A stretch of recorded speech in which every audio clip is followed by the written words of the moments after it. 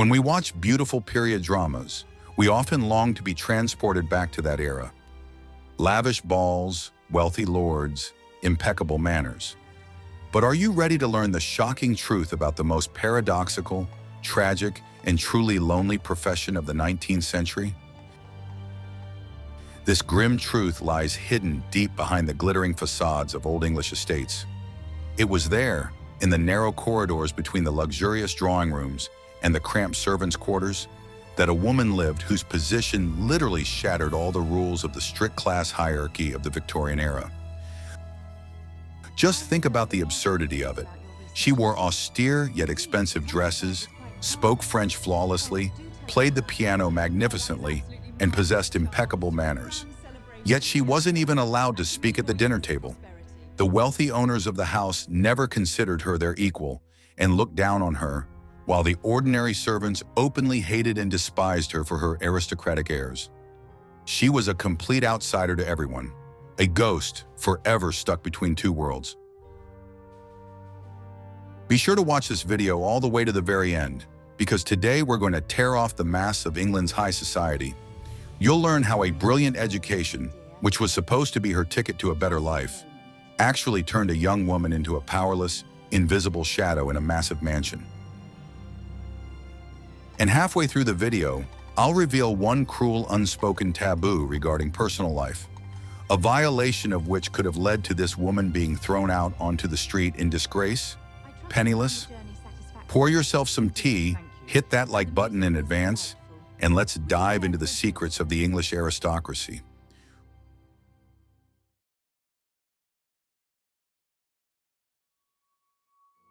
What if I told you that everything you believed about the inner workings of a wealthy household is a lie?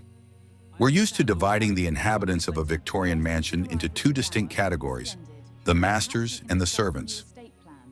However, between these two vast social strata lay an invisible yet insurmountable chasm.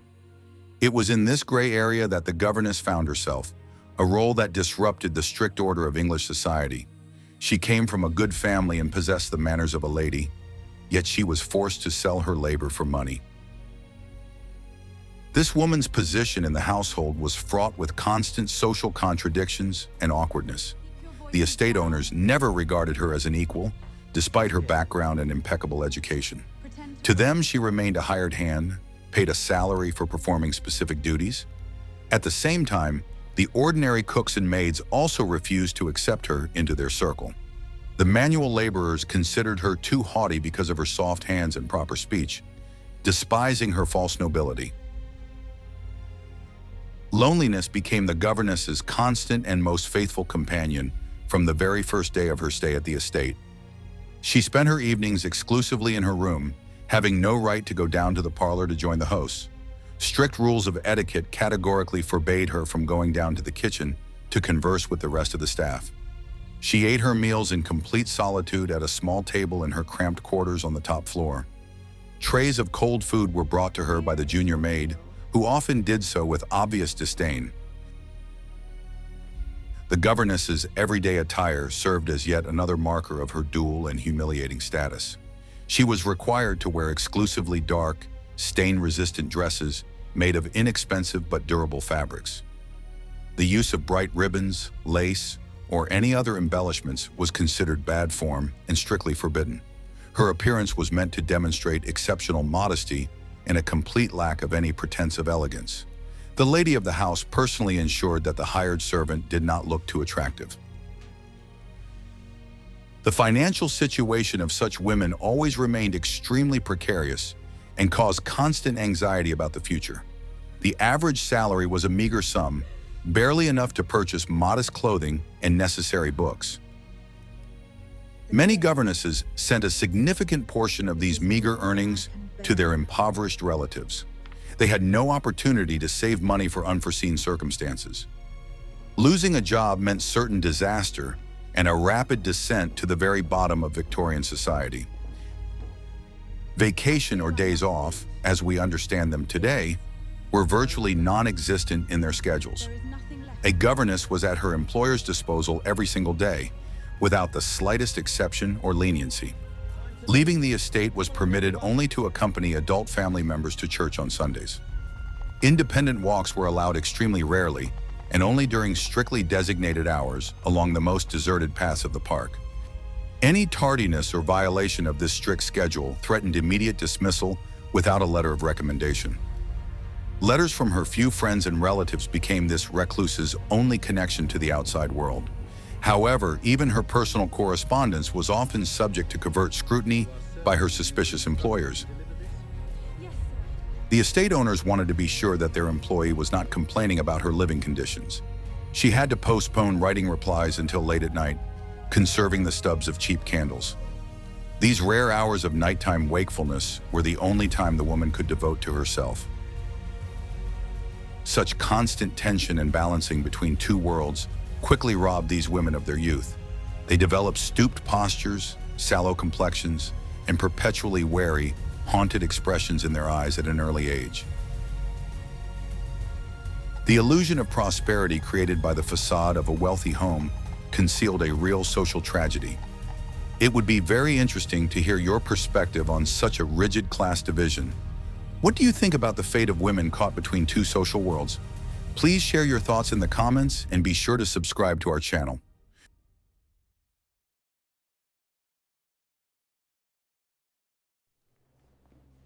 Are you ready for the shocking truth about what it took to become a governess in the 19th century? The process of acquiring the necessary knowledge demanded tremendous effort and incredible self-discipline from young women. Society demanded that a future governess have a perfect command of several foreign languages at once, including French and German. In addition, she was required to play the piano superbly, paint in watercolors, and know the basics of world history. All these skills were acquired by spending hours poring over books in the cold libraries of boarding schools. Most of these young women came from families of bankrupt merchants, priests, or minor civil servants. Parents invested their last savings in their daughter's education, hoping to secure at least some semblance of a decent future for them. Yes, teacher. Good. Now please continue. In the event of bankruptcy or the sudden ruin of the family's father, this store of knowledge became the young woman's only capital. No other respectable profession for an educated woman from high society simply existed. The choice was limited to either marriage, which was impossible without a dowry, or the hard labor of a governess. The daily work schedule at a new post left not a single minute for personal hobbies or quiet rest. The day began long before dawn, so she could prepare all the necessary materials for the upcoming lessons. She had to constantly refresh her knowledge by reading heavy volumes by the dim light of poor-quality tallow candles. The employers regularly conducted surprise tests to ensure their hired employees' competence. Any mistake in the pronunciation of a French word or a historical date could be grounds for a public reprimand. A major expense for the governess was keeping her wardrobe in proper, immaculately clean condition. Expensive fabrics wore out quickly from constant washing with harsh soap in the icy water of wash basins. Yes, ma'am. She had to mend old dresses at night, carefully hiding the patches from the watchful eyes of the mansion's nitpicking mistress. Half of her modest annual salary went toward buying new clothes, making it impossible to save any money. Her appearance had to radiate neatness, but without the slightest hint of luxury or following fashion trends. Intellectual starvation became a serious problem for a woman accustomed to active mental engagement and reading.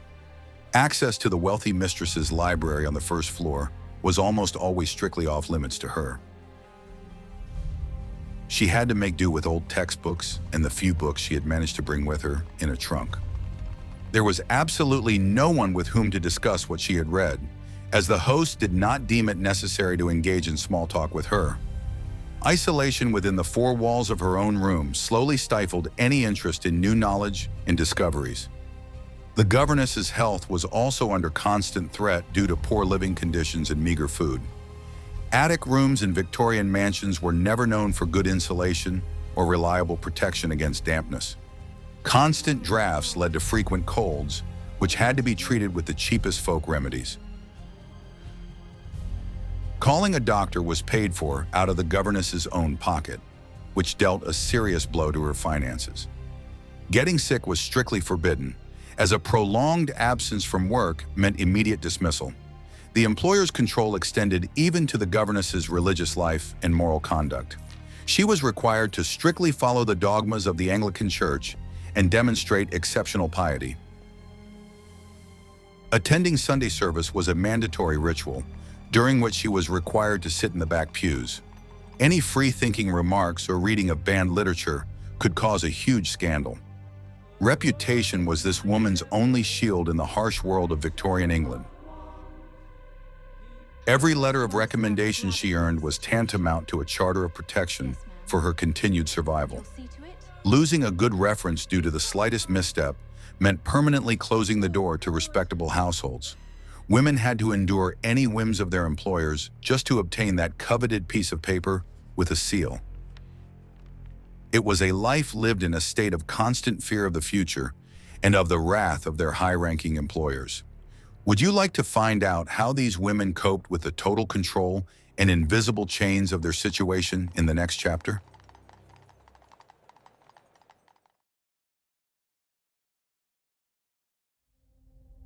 The secret, passed down from generation to generation, lies in the invisible prisons of wealthy estates. The layout of the vast Victorian mansion served as the perfect tool for strict social control over its inhabitants. The space was strictly divided into zones, which were strictly off-limits without special permission. The governess had her own, unseen route that restricted her freedom to a minimum. She was instructed to use only the narrow, dark servants' staircases hidden behind mahogany panels. The grand staircases, carpeted with thick rugs, were off-limits, reserved exclusively for family members and guests. Even when the owners were away, the hired servant did not dare to walk through the central corridors of the first floor. Violating this unspoken rule was regarded as unheard-of audacity and an attack on the foundations of a noble household. The architectural design deliberately isolated her from the luxury that surrounded the estate's owners everywhere. The doors to the grand halls always remained firmly closed to her, symbolizing the inaccessibility of high society. The lack of personal space was also reflected in the fact that the lady of the house had the right to enter a servant's room at any time. The concept of privacy for domestic staff in the Victorian era simply did not exist. The estate owners could unceremoniously check the order of the closets or look through the books on the table. It was practically impossible to hide anything from prying eyes in such a tiny, open room. The feeling of constant surveillance weighed on the psyche more heavily than the strictest rules of the daily routine. The winter months turned this isolation into a true test of endurance and fortitude. The short daylight hours forced the woman to spend long hours in the dim light of her unheated room. The cold seeped through the cracks in the old window frames, forcing her to wrap herself in cheap woolen shawls. Going down to the warm fireplace in the living room was strictly forbidden, even in the harshest frosts. All that remained was to wait patiently for spring, warming her hands over the tiny flame of a solitary tallow candle. The sounds of the big house constantly reminded the governess of the life passing her by. Through the thin attic floors, she heard the clinking of crystal glasses and the sounds of a waltz from the ballroom. These echoes of someone else's celebration only intensified her sense of profound loneliness and isolation from the world. She was a silent witness to others' happiness, without even the right to watch the festivities up close. Her lot in life was the silence of the upper floors and the methodical checking of translation notebooks. Her only respite in this realm of isolation were the rare trips into town on errands for her employers. Buying thread, writing quills, or new notebooks felt like a real adventure. However, even during these outings, she was obliged to behave as inconspicuously and modestly as possible. Gazing at the windows of expensive shops was considered unacceptable behavior for a woman of her standing. She had to quickly complete all her errands and return to her comfortable but secure cage. Thus, for an educated young woman, the Victorian mansion was not a place of work, but a veritable prison. Invisible barriers and strict rules of etiquette erected walls stronger than a castle's stonework. Breaking through these barriers was completely impossible without losing one's reputation and means of livelihood. This architecture of oppression, hidden from prying eyes, shattered the destinies of thousands of talented women. If you share sympathy for these invisible prisoners of history, be sure to like this video.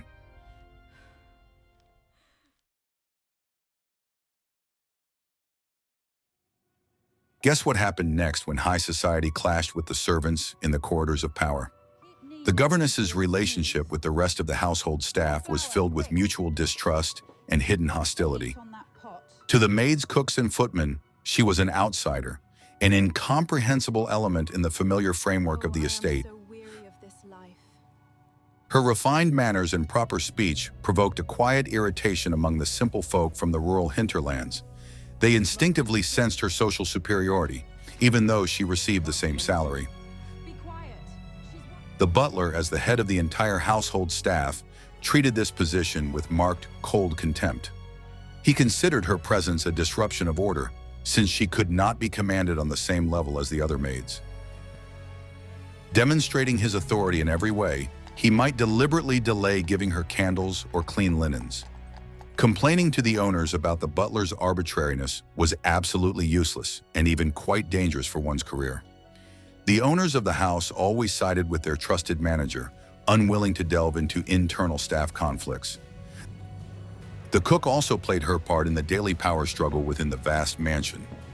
The portions sent upstairs for the governess often consisted of the cheapest ingredients or leftovers from the previous night's dinner.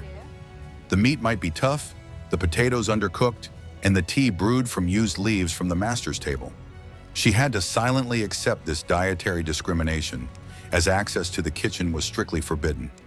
Expressing the slightest dissatisfaction with the quality of the food only led to a further deterioration of her daily rations. The junior maids tasked with cleaning her room performed their duties with obvious reluctance and carelessness.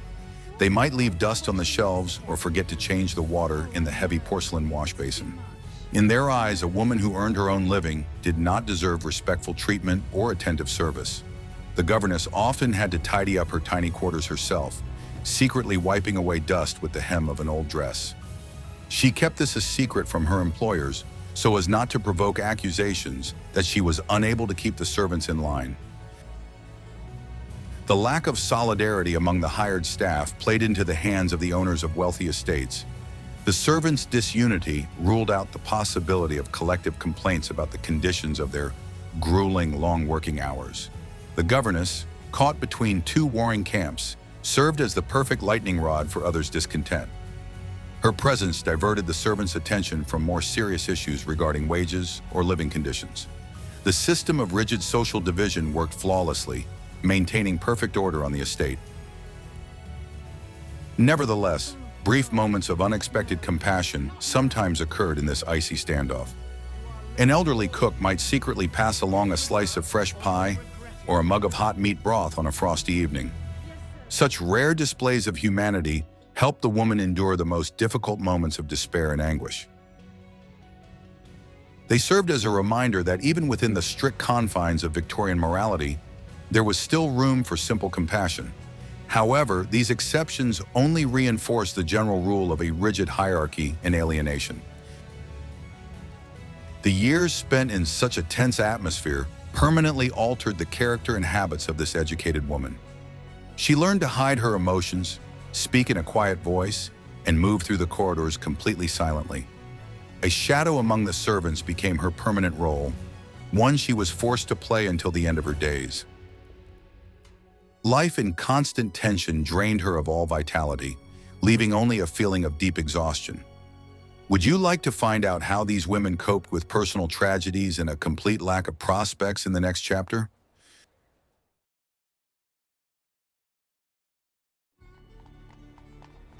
The daily life of a domestic worker in a wealthy household was an endless cycle of monotonous tasks. The schedule was planned down to the minute and remained unchanged throughout the long, tedious months. Another day done. Every morning began with the obligatory task of getting dressed and putting on a strict dark dress with a high collar. Breakfast consisted of plain oatmeal and weak tea, after which hours of monotonous study in the library began. Time was measured not by the days of the week, but by the number of pages covered in the geography or history textbook. The monotony of such an existence was intended to demonstrate the absolute stability of the status quo in Victorian society. The outward order concealed a complete lack of any prospects for a single woman. She could not count on a promotion or a significant increase in her modest salary. Her career always remained at the same point, offering neither development nor advancement. The years passed, yet her duties and living conditions remained unchanged, as if frozen in the amber of time. Maintaining an impeccable reputation required a complete renunciation of any romantic or personal aspirations. Making the acquaintance of men was strictly forbidden and threatened immediate dismissal with a blacklisting. Sorry, ma'am. Employers carefully ensured that their female staff did not attract the attention of young relatives or guests. Even a casual exchange of glances with a stranger could result in a severe reprimand from the mistress of the house. A vow of celibacy became an unspoken but mandatory condition for obtaining and retaining one's position. In their rare moments of leisure, the women tried to fill the emptiness in their hearts with needlework or reading novels. Embroidering endless patterns on cheap fabric helped pass the long winter evenings spent alone. Reading books allowed them to transport themselves, at least in their thoughts, to a world where love, adventure, and justice existed. However, these pastimes brought only temporary relief, failing to solve the main problem of complete isolation. Reality always rudely intruded on their dreams with the ringing of a bell summoning them to their duties. Setting aside small amounts of money for a rainy day became a veritable obsession for many female wage earners. They scrimped on the bare necessities, buying low-quality paper, cheap quills, and the finest wool for knitting. Every coin saved provided a fragile sense of security and hope for a more peaceful old age. However, inflation and unforeseen expenses often nullified all these years of financial effort. Financial independence remained an unattainable dream for most educated women of that harsh era. The outside world was slowly changing beyond the estate's windows, with new factories being built and railroads laid. But inside the old mansions, time seemed to stand still, preserving the old order and social conventions. The governess remained a living relic of the past, a symbol of a fading era of strict class distinctions. Technological progress did nothing to ease her labor or improve the conditions of her solitary life. She still wrote letters by the dim light of a candle and washed collars in icy well water. The psychological strain of this monotonous existence often led to deep depression and nervous breakdowns. Women lost faith in their own strength and resigned themselves to their unenviable, hopeless fate. Apathy became a coping mechanism, helping them endure the endless succession of identical dreary days.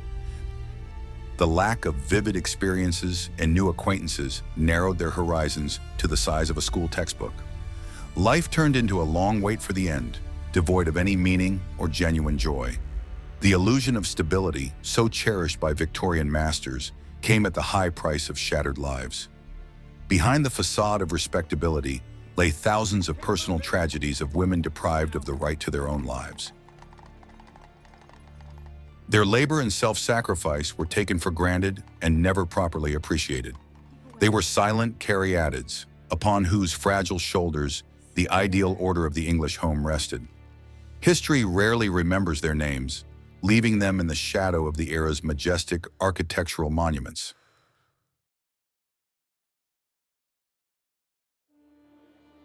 What large companies and estate owners hide will shock you with its cynicism.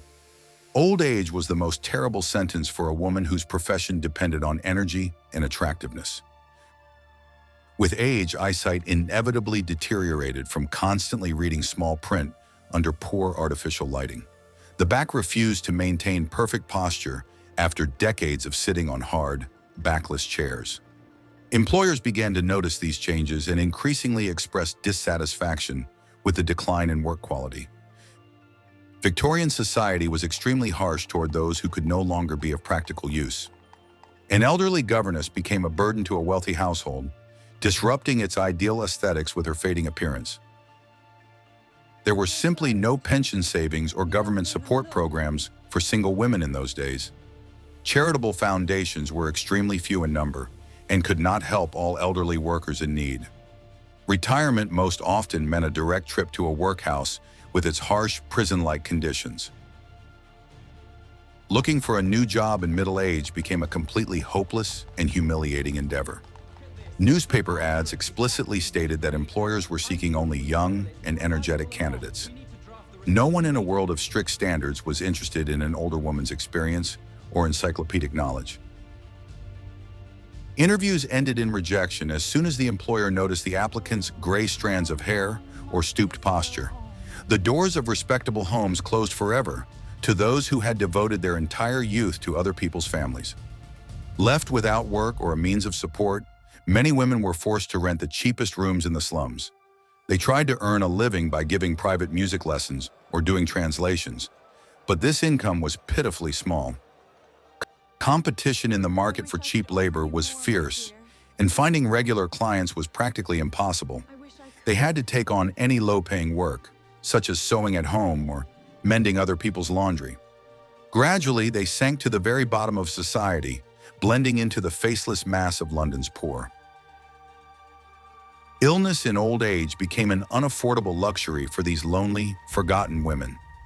Medicine was exorbitantly expensive, and calling a good doctor to the slums was simply an unrealistic fantasy.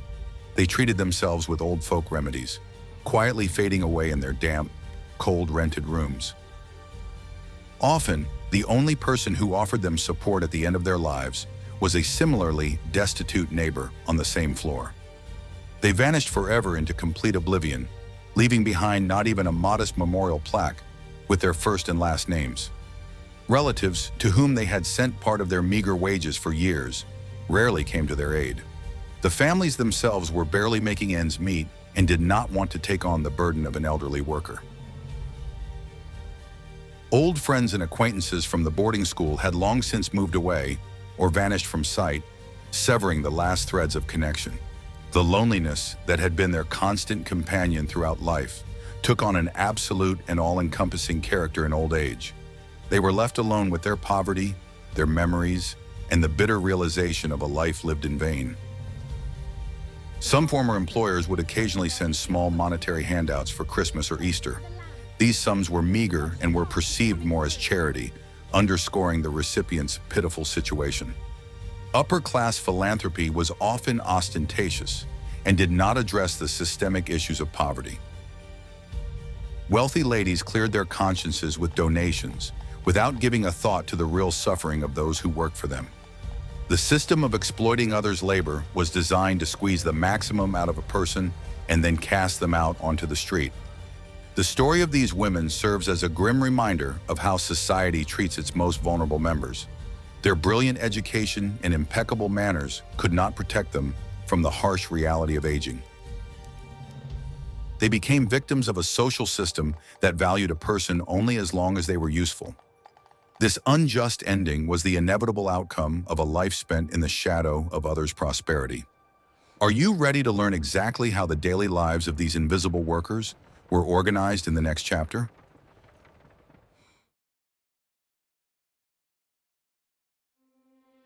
Maintaining her appearance required considerable effort and constant, strict frugality on the governess's part. Clothing served as a calling card, demonstrating the status of an educated but not wealthy woman in Victorian society. Dresses were made exclusively from heavy woolen fabrics in black, dark blue, or brown. The styles were as modest as possible, with long sleeves and collars reaching all the way to the chin. The absence of bright details was intended to emphasize the modesty and seriousness of the employee's intentions. A wardrobe typically contained no more than 3 dresses for various needs and everyday wear. The everyday dress was subjected to heavy wear and tear due to dust, chalk, and constant sitting at a desk. The hem often got dirty during walks in the garden, requiring thorough cleaning with a stiff brush every evening. Cuffs and collars were detachable, allowing them to be washed separately to freshen up the entire outfit. These small items were washed by hand in a tiny basin of cold water right in the unheated bedroom. The modesty of her lifestyle was also reflected in the number of personal items a woman could afford to buy. She had no jewelry boxes or expensive perfume bottles on her dressing table. All her possessions fit into a single small wooden trunk, which she carried with her as she moved from house to house. Books made up the most valuable and heaviest part of her luggage, Thank you. carefully wrapped in old pieces of cloth. I wish I could go. A few letters from relatives and a cheap locket with a portrait of her mother were her only sentimental possessions.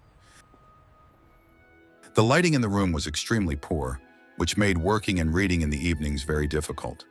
The landlords provided a strictly limited number of tallow candles, which gave off little light and smelled unpleasant. Expensive wax candles were used only in the formal halls and bedrooms of the owners of the luxurious estate. To conserve light, the women often pulled their small table right up to the narrow attic window. At night, they had to work in the dim light, straining their eyes and damaging their vision in order to prepare for the next day's lessons. Heating was also subject to strict economy rules imposed by stingy managers. The fireplace in a servant's room was allowed to be lit only when the temperature dropped below a certain level. The coal provided was of the lowest quality. It smoked heavily and gave off a minimum of life-sustaining heat. Not without. Often, the only way to keep warm was to get into bed and cover oneself with every available woolen item. The cold penetrated to the very bone, making the winter months a true test of physical endurance. Food was another indicator of status and strict economy in large, wealthy households. A governess's diet consisted of the simplest and cheapest dishes, which required no special culinary skills. Baked potatoes, a piece of boiled beef, and bread with cheap butter made up the basis of her daily menu. Fruit and sweet pastries were a rare treat, usually reserved only for major church holidays. The monotonous and meager diet took a toll on her health, leading to constant weakness and anemia. Oh, this is my reality. This harsh way of life was designed to suppress individuality and maintain strict class discipline. The lack of comfort was considered the normal state of affairs for a person forced to sell their labor. The outward splendor of Victorian mansions was maintained at the expense of total austerity regarding the needs of the domestic staff. An educated woman was forced to put up with these hardships, having no way to change her fate. Her life consisted of an endless series of minor domestic inconveniences that slowly eroded her health and mental well-being.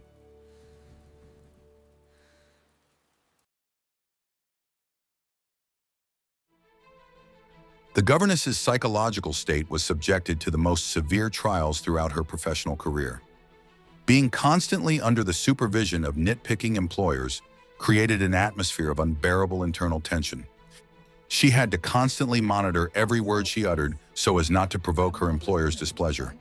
The lack of the right to express her own opinion turned an educated woman into a silent shadow. This forced vow of silence slowly but surely eroded her personality and stifled any initiative. The mistresses of the estates often used psychological pressure as a means of asserting themselves at the expense of their dependent servants. Petty nitpicking about appearance or pronunciation was a daily ritual aimed at humiliating their dignity. You must be punctual. Public remarks in the presence of other servants dealt a severe blow to the self-esteem of an educated young woman. She was expected to respond to these jabs with nothing but polite agreement and a submissive lowering of her eyes. Any attempt to defend her position was immediately viewed as insolence and could lead to swift dismissal. Constant comparison with more successful and wealthy peers poisoned the lives of many governesses. They saw how other young women enjoyed fine clothes, balls, and the attention of suitors. The awareness of their own poverty and social inferiority led to deep, prolonged depression. A sense of envy was an inevitable companion in their lives, though they carefully concealed it behind a mask of indifference. This internal conflict between the desired and the actual gave rise to a great deal of hidden aggression. Being cut off from their usual social circle deprived these women of much-needed emotional support. In moments of sadness or despair, they simply had no one to turn to for sympathy or even basic advice. Writing letters home to complain was pointless, since their families could do nothing to help in this situation. They had to endure all their inner crises in complete solitude, locking themselves in their cramped rooms. Crying into their pillows at night was the only way available to relieve the nervous tension that had built up over the day. The fear of being fired was the main tool of control that the owners used with maximum effectiveness. The threat of ending up on the street without a penny to one's name forced them to endure any whims and injustices. This constant, underlying fear drained the nervous system, leading to chronic insomnia and nervous tics. The women were afraid of making any mistake, constantly double-checking their actions several times over. Living in a state of constant anxiety made their character timid, suspicious, and extremely insecure. Their dependent status affected their ability to make independent decisions, even on the simplest matters. A governess had to coordinate every move, down to choosing the route for her daily walk. The lack of freedom of choice gradually eroded their will and desire to change anything in their dull lives.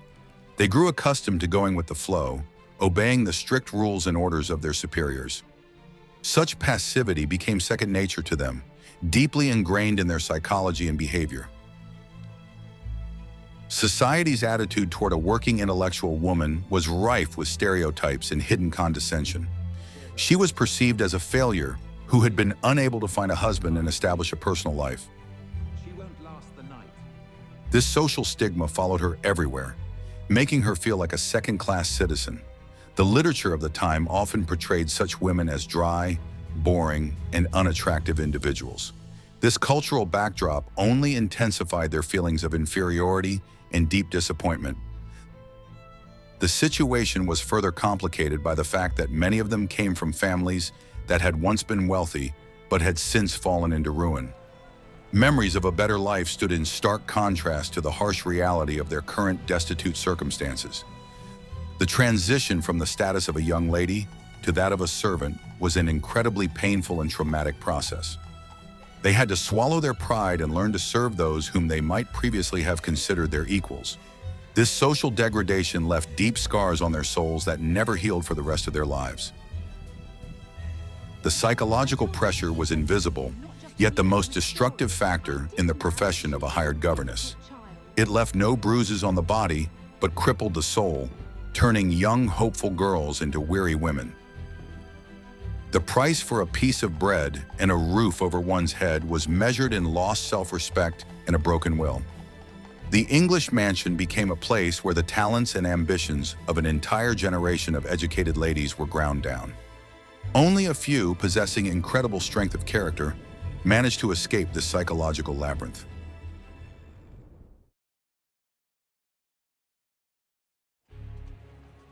Despite the harshness of daily life, there was still room for small, quiet joys in the life of an isolated domestic worker. The ability to find comfort in simple things was a necessary skill for survival in a harsh social system. The rare hours of solitude late at night became the most precious time of the entire long day. The chance to take off her tight woolen dress and let down her tightly pulled back hair brought immense physical relief. In those moments, she finally belonged to herself, shedding the mask of strict obedience and impeccable manners. Letters from home were a true celebration, illuminating the gray days with the bright light of sincere love and support. The stamped envelopes were kept as the greatest treasure in the safest corner of an old travel trunk. Lines from her mother or sister were reread dozens of times until the paper began to wear thin at the folds. The process of writing a reply allowed her to pour out her pent-up emotions and share her innermost thoughts. These paper threads connected her to her past life, preventing her from completely dissolving into a cold, unfamiliar home. Music was another accessible means of escape from the cruel and monotonous reality of daily life. When the owners were away, the house emptied, and she could quietly play her favorite melodies on the piano in the living room. The sounds of classical sonatas filled the empty corridors, creating the illusion of beauty in this harsh world. Playing the instrument helped her express feelings that were strictly forbidden to voice aloud. It was a rare, stolen moment when the talented pianist could demonstrate her true musical abilities. Studying new subjects or languages for self-improvement became a personal victory over intellectual degradation. Women taught themselves Italian or delved into the study of world history through old books. This process required iron discipline, but brought immense satisfaction from the realization of their own abilities. Broadening their horizons was a form of quiet rebellion against a system that sought to reduce their roles to mechanical labor. Knowledge remained the only asset that no one could take away or spoil with a dismissive attitude. Rare encounters with other governesses during joint walks in the park were worth their weight in gold. The opportunity to exchange a few words with a person of equal status gave a sense of belonging to a community.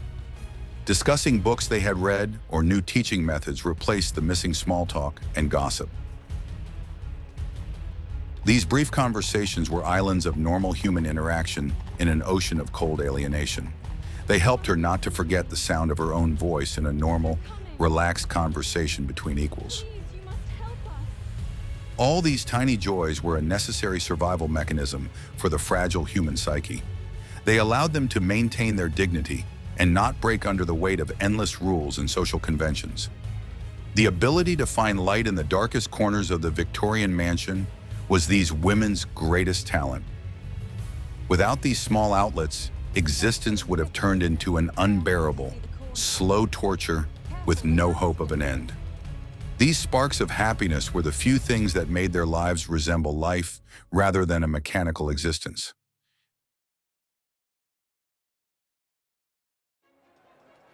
As the 20th century approached, the strict social foundations of Victorian England began to crumble gradually but irreversibly. Industrialization and the development of new technologies were changing the country's economic landscape, creating new jobs. The advent of typewriters and the telegraph opened up entirely new career horizons for educated women. The professions of secretary or telegraph operator became a real and far more independent alternative to working in private homes. These new positions offered fixed working hours, the opportunity to live in one's own apartment, and personal freedom. The growth in the number of public schools also dealt a serious blow to the institution of private homeschooling. Classroom instruction became more accessible and systematic, replacing individual lessons in cold libraries. Professional teachers with state-issued diplomas were required, not just young women with good manners. The old system of knowledge transfer through hired tutors was gradually recognized as outdated and ineffective in the new reality. The need for the constant presence of educated domestic staff in the home began to decline rapidly across all social strata. Changes in legislation also contributed to improving the situation of working women on the threshold of the new century. The first unions and associations emerged, attempting to protect the rights of those working in the field of education. The idea that labor should be fairly compensated and accompanied by social guarantees was gaining incredible popularity. Harsh exploitation without the right to days off or pension benefits was increasingly subject to public condemnation. The old order, based on the lack of rights and the worker's total dependence on the employer, was living out its final days. World War I finally destroyed the old world order, turning all social norms upside down. The shortage of male labor forced women to enter factories, hospitals, and government offices en masse. Hard labor on the home front proved their ability to perform any task, even the most demanding, on par with men. A return to the old patriarchal norms and the role of a dependent housekeeper became psychologically impossible. The war served as a brutal catalyst for women's emancipation, permanently destroying the institution of Victorian domestic service.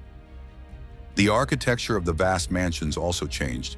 Many were rebuilt or sold to pay off debts. The dark attic rooms where young women once froze and wept in loneliness were emptied forever. New homes were built more compactly, without labyrinths of corridors and hidden staircases for invisible servants. Spatial segregation lost its meaning in a society that had become more democratic and open. The walls of prisons without bars crumbled along with the fall of the British aristocracy's monopoly on wealth and power. Literature began to rethink the image of the governess, transforming her from a pitiful victim into a symbol of social injustice. Writers of the new generation exposed the hypocrisy of Victorian morality, which permitted such cruel treatment of people. Novels told of hidden tragedies and shattered lives, evoking sympathy in modern readers. These books became a monument to thousands of nameless women whose labor ensured the well-being of the upper echelons of English society. Art has finally paid tribute to their patience, fortitude, and quiet, everyday heroism. Today, the profession of a governess is viewed more as a historical curiosity, a relic of a distant and dark past. It is hard to imagine that just a century ago, an educated woman could find herself in such a powerless and humiliating position. Modern labor law reliably protects workers from the arbitrariness of employers and guarantees them personal freedom. However, studying this topic allows for a better understanding of women's long and difficult path to independence and equality. This is an important lesson from history, reminding us of the price at which the social benefits we take for granted today were won.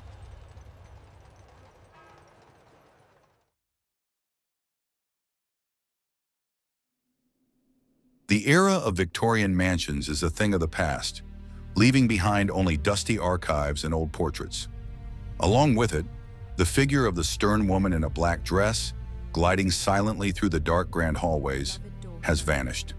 Their fates have faded into history, but their silent protest has become part of the great story of women's emancipation. We must remember them not with pity, but with immense respect for their incredible fortitude and courage. They were pioneers on the difficult path toward a world where talent and education are valued above social background. The story of these strong, yet invisible women of the 19th century compels us to take a fresh look at the familiar pages of the past. Behind the opulent facades of historic estates lay countless secrets and human dramas that were not meant to be spoken of. Tell us in the comments, what other little-known professions or hidden aspects of life in the past would you like to see in our next videos? Be sure to subscribe to our channel so you don't miss new fascinating historical investigations and journeys into other eras.